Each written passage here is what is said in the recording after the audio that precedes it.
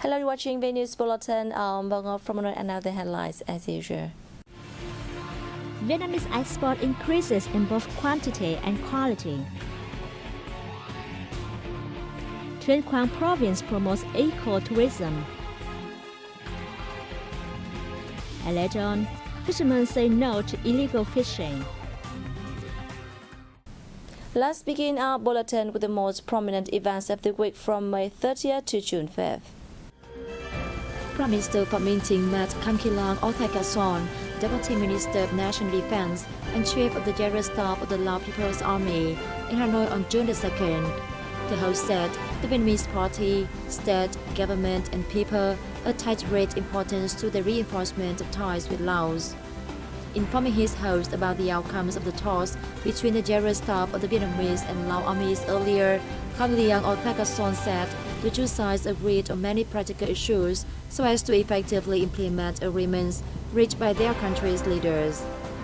The Lao official and Deputy Defense Minister and Chief of the General Staff of the Vietnam People's Army Nguyễn Tấn Cương agreed to step up information sharing between their border guards, conduct more joint patrols, and continue to coordinate in the fight against crimes and illegal migration and ensuring security and safety in border areas.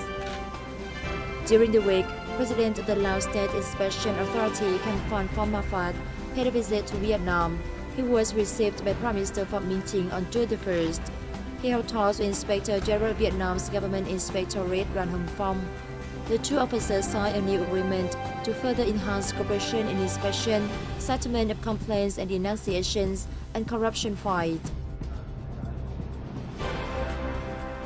Trương Thị Mai, Politburo member, Secretary of the Communist Party of Vietnam Central Committee and head of its organization commissions, led a high-ranking Vietnamese delegation to visit Laos from May 30 to June 1st.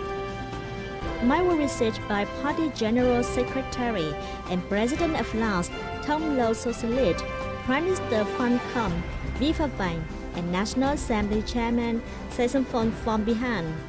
At the meetings, the Vietnamese official affirmed Vietnam's support for the reform cause in the neighboring country.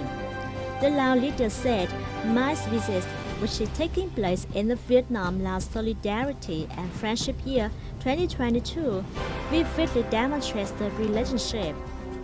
The leaders pledged to make every effort, together with Vietnam, to preserve and promote the special solidarity. During the talks earlier the same day, Mai and her Laos counterpart Cisse Lede Mauson discussed cooperation orientations in the time ahead to contribute to implementing party resolutions in each country. Prime Minister Phạm Minh Chính officially launched the Month of Action for Children at a ceremony in Hanoi on May 31st.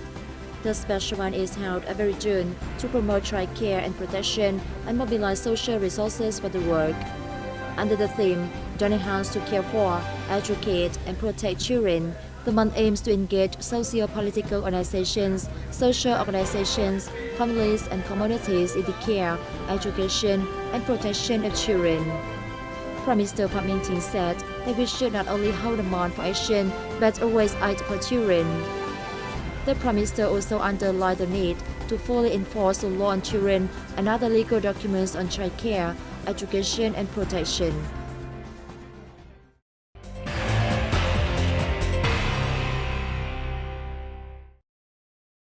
Taking advantage of free trade agreements and flexibly adapting to world unstable development, Vietnam spearhead economies such as fisheries, garment and textile, and wood production are accelerating exports to increase turnover. Taking advantage of the free trade agreements and flexibly adapting to world unstable development, Vietnam's spearhead economies such as fisheries, garment and textiles and wood production are accelerating exports to increase turnover. According to statistics of the Vietnam Customs, as of May 15th, export turnover reached $135 billion, up 15.5% year-on-year. The Vietnam Textile and Apparel Association forecasts that the sector could enjoy an export turnover of $42 to $43.5 billion this year. The wood processing sector is also full of orders to the fourth quarter of 2022. The target of around $16.5 billion in export value set by the sector for the whole year is completely feasible. The fisheries sector also enjoyed a record export value in the first 5 months of this year with $3.65 billion, up nearly 47% against the same period of last year. The FTAs help businesses increase their competitiveness and market share in not only traditional markets such as China, Japan, and the Republic of Korea, but also in markets that are not familiar with Vietnamese furniture such as ASEAN and Oceania. Free trade agreements spurred Vietnam's bilateral and multilateral trade, with 2022 revenues projected to hit a record $750 billion, according to experts. Free trade agreements spurred Vietnam's bilateral multilateral trade, with 2022 revenues projected to hit a record $750 billion, according to experts. Vietnam's signatory FTAs, especially recent agreements, will promote trade breakthroughs and generate major trade surplus for 2022 and create momentum for 2022 to 2023 in the process. Despite challenges facing Vietnam, exports recovered well in the first 4 months of the year to top $122 billion, a year-on-year surge of 16.4%. The increase was attributed to business resilience and flexibility, taking advantage of FTA parameters, notably the Comprehensive and Progressive Agreement for Trans-Pacific Partnership, European Union-Vietnam Free Trade Agreement, and the Regional Cooperation Economic Partnership, which took effect at the beginning of this year. At present, intra-country logistics pose a challenge for Vietnamese businesses, causing some businesses to miss opportunity within the FTAs, the experts said. Vietnam needs to fine-tune policies and regulations on logistics services and build fleets of major vessels and modern infrastructure to meet import-export requirements, they noted. Vietnam raked in an estimated $4.5 billion from exporting aquatic exports in the first 5 months of this year, up 44.5% of the same period last year, according to the Vietnam Association of Seafood Exporters and Producers. Vietnam raked in an estimated $4.5 billion from exporting aquatic products in the first 5 months of this year, up 44.5% over the same period last year, according to the Vietnam Association of Seafood Exporters and Producers. Despite various challenges and difficulties caused by the COVID-19 pandemic and global changes in the last 2 years, Vietnamese seafood enterprises have seized opportunities to expand exports and won orders with much higher prices than those in 2021. The positive results were attributed to the recovering and booming demand in many markets, the shortage of supply, and increasing inflation in many countries. Vietnamese seafood processors and exporters have fully tapped advantages from the high inflation of the U.S. market, China's zero-COVID policy, and the strongly recovering demand in the European market to increase their exports. Notably, exports of shrimp, catfish, and other key commodities to the U.S. market recorded higher growths compared to 2021. Vietnam hopes to earn $9 billion from aquatic exports this year, the association noted.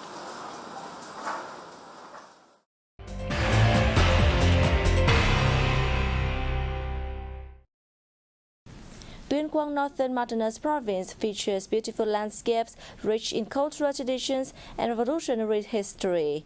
In recent years, the province has promoted tourism in connection with its beautiful local terrain, directly benefiting the community. At 1,200 meters above sea level, Hồng Thái Commune, Nam Hang District, has a distinct sub-temperate climate. The area is also home to groups of Dao and Hmong ethnic people. In recent years, people have planted pear trees to benefit from the produce, but also to grow attractive surroundings to draw tourism to the area. After we were introduced to the idea of developing community tourism, We visited neighboring provinces to learn the model, and we have found that it's a good direction for economic development. Our commune has provided visitors with community homestay services and terraced fields and pear garden sightseeing. Thanks to the new tourism model, we've managed to open up new sources of revenue for local people. In order to support farmers to develop agriculture associated with tourism, the province has prioritized investment in roads, telecommunications infrastructures, and promoted the area of the one commune, one product to develop local specialties.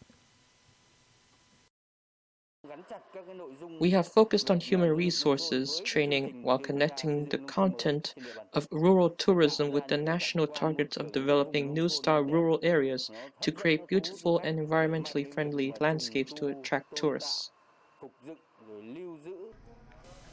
Ecotourism brings many benefits in terms of sustainable economic development to indigenous people, not only helping people protect the environment, but also preserving and promoting the unique cultural features of the community.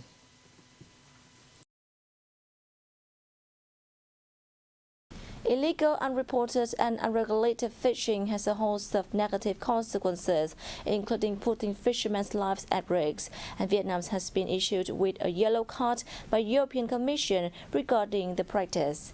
In an attempt to promote sustainable fishing development, Quang Ngai Province has issued regulations on the exploitation and protection of local aquatic resources. Prior to every voyage offshore, Nguyen Văn Chi, captain of fishing boat QNG 96539TH, is informed about regulations on the exploitation and protection of aquatic resources by officers and sailors from the Lý Sơn border station. Before each trip, I equip myself with navigational equipment, and we are told not to violate foreign waters and to only fish in Vietnamese territory. If I see a foreign ship, I take photos and report it to the border guard station.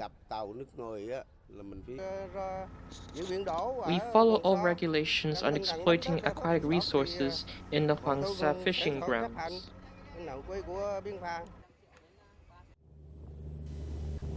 The entire political system of Quang Ngai Province, from the provincial level to the grassroots, had worked hard to promote regulations on the exploitation and protection of aquatic resources among fishermen. We hand out leaflets to fishing boats anytime we meet them, and boat owners have to sign papers committing to not take part in any illegal fishing. We also check and inspect the journey taken by each boat after it returns to the wharf. Any violations, especially those relating to IUU fishing, will be handled strictly. Quang Ngai Province has so tightened the monitoring, inspection, and control of fishing activities. On offshore vessels with a length of 50 meters or more are required to install cruise monitoring equipment. Every year we issue plans on supporting and managing fishing activities. Among others is the requirement on the installment of navigation equipment and the work of enhancing fishermen's awareness about the consequences of IUU fishing.